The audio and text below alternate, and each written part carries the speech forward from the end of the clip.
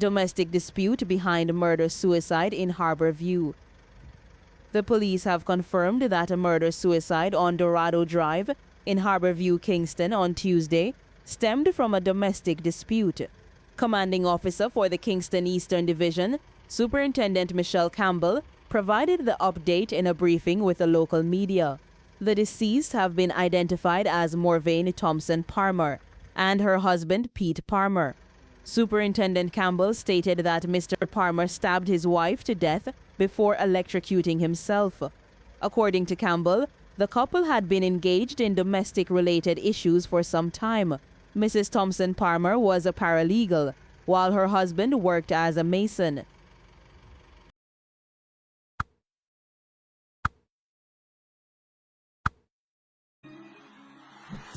The trial of Noel Maitland for the murder of 27-year-old social media influencer Donna-Lee Donaldson has reached its dramatic climax, not with a definitive claim of innocence, but with a bold challenge to the prosecution's entire narrative. In a compelling closing argument, Maitland's defense team conceded that the case is a tragic puzzle, but urged the jury to acquit if even one piece of the prosecution's picture fails to fit. In a wide-ranging and ardent closing address, defense attorney Christopher Townsend reminded jurors that the burden of proof rests entirely on the prosecution. Townsend stressed that jurors must be sure of Maitland's guilt before convicting. He said, "You can possibly say, me not think him do it, but him know about it. That still means not guilty. The moment you have a doubt, you must resolve it in favor of the accused with a verdict of not guilty." He warned jurors to ignore news headlines, commentary, and social media opinions, urging them to decide the case only on the evidence presented in court. Referring to the Crown's jigsaw puzzle theory, Townsend told the jury, "If the puzzle don't fit, you must acquit." Using a Jamaican analogy, he explained circumstantial evidence as a mongoose found in a sealed coop with chickens. All the chickens, he said, went missing, adding that in such a case, the circumstances leave only one conclusion. He argued that the prosecution had tried to lock the cage with more than 30 witnesses, but failed to prove that Donna-Lee Donaldson was ever confined in Maitland's apartment when she disappeared. Central to the defense was the evidence from Donaldson's friend, who testified that she spoke with Donna-Lee after 1 p.m. on July 12, 2022, and heard traffic. Townsend argued that means she was outside. The chicken left the coop. And if the chicken left the coop, the mongoose can't be responsible.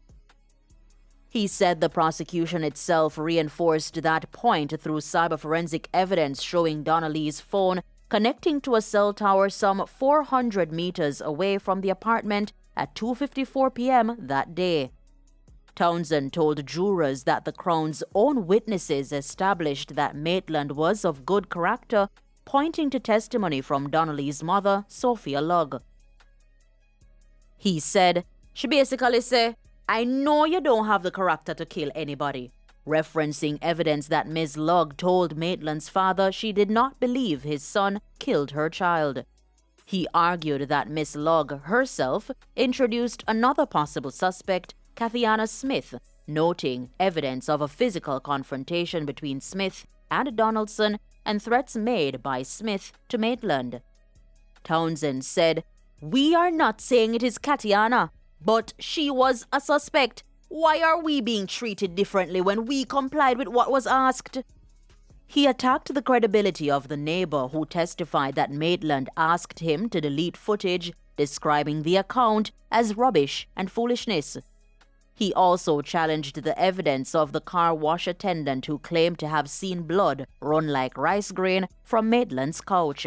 He argued the science had proven that the car wash attendant never seen a blood, pointing to forensic tests that found none at the location.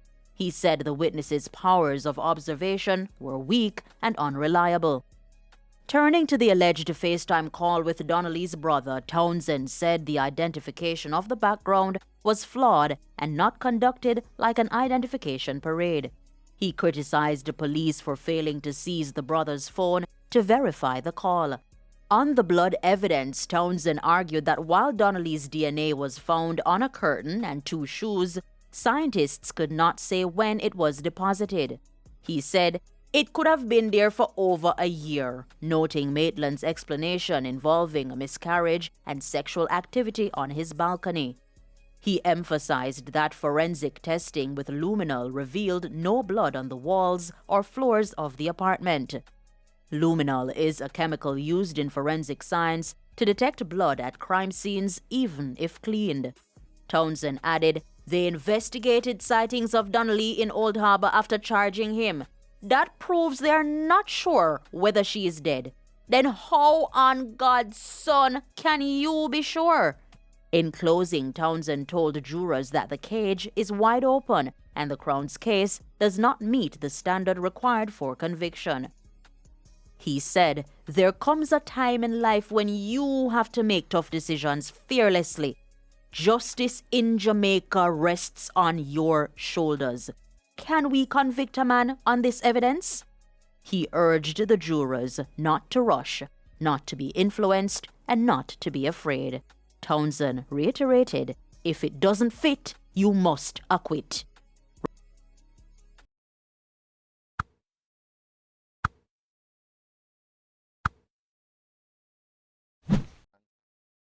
St. Catherine man fatally shot by police after allegedly pulling gun during search. A St. Catherine man was fatally shot by police on Monday afternoon after he allegedly attempted to pull a firearm while being searched during a targeted operation. The deceased has been identified as 33-year-old laborer O'Shane Cunningham of Jones Avenue, Spanish Town. Reports from the Jamaica Constabulary Force indicate that about 5:10 a.m. on January 19, members of the Area 5 Fugitive Apprehension Team were conducting surveillance along Industrial Road in the Twickenham Park Estate. The operation was launched based on intelligence that Cunningham was in possession of an illegal firearm. According to police accounts, Cunningham was accosted by the team. As they attempted to search him, a physical struggle ensued, causing both the suspect and the lawmen to fall onto the roadway.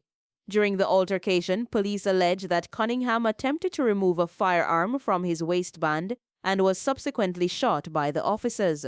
A Taurus GR 9mm pistol was reportedly seized from the scene. Cunningham was transported to the Spanish Town Hospital, where he was pronounced dead. The incident has prompted an investigation by the Independent Commission of Investigations. Investigators are seeking to gather evidence and statements to determine the exact circumstances leading to the fatal shooting. The case has renewed focus on police operations in the area and the protocols followed during the confrontation of armed suspects.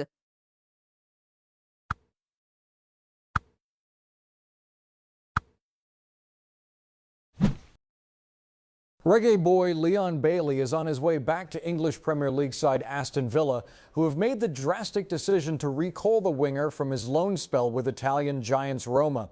It's understood that he is even expected to be included in Villa's matchday squad for Sunday's trip to face Newcastle United.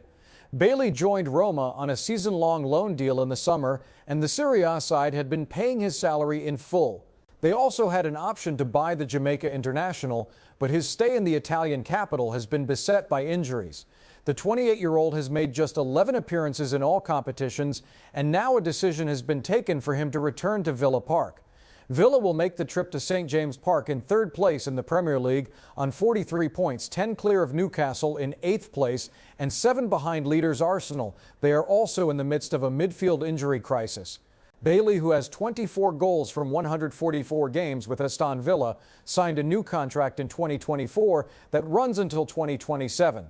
Bailey, meantime, is also included in the Reggae Boys' provisional squad for the FIFA World Cup Intercontinental Playoffs in March in Mexico.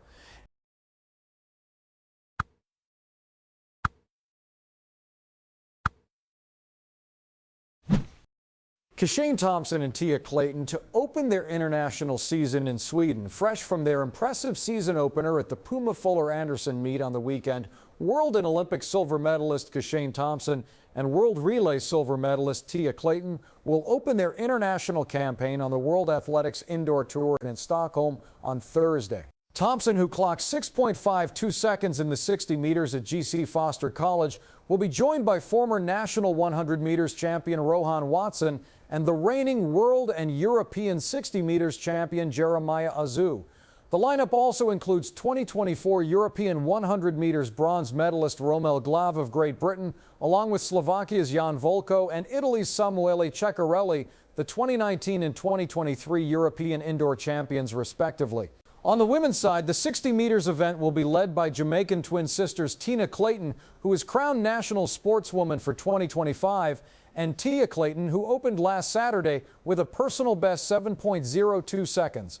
Both World 100-meter silver medalists, they were also key members of Jamaica's silver medal-winning 4x100-meter relay team at the 2025 World Athletics Championships in Tokyo.